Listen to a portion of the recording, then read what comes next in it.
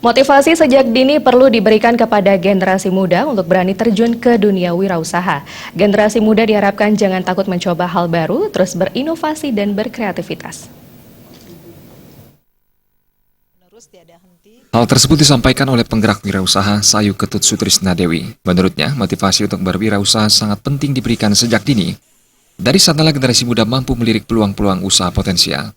Sutrisna Dewi mengatakan pengetahuan tentang wirausaha sangat perlu diberikan, karena bukan semata-mata pengetahuan, tetapi juga jiwa, karakter, dan sikap mental generasi muda. Yang pertama adalah motivasi dulu ya. Jadi motivasi yang terus-menerus tiada henti karena generasi kita jumlahnya kan banyak sekali. Baik itu mulai dari level pendidikan yang dasar, menengah maupun juga pendidikan tinggi.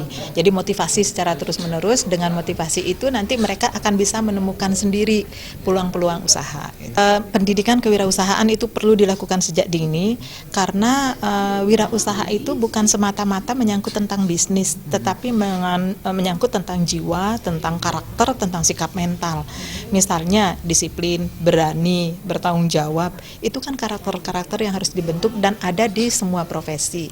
Nah, kalau wirausaha sebenarnya tidak sebatas pada kegiatan bisnis saja, tetapi pada profesi yang lain pun juga itu berlaku.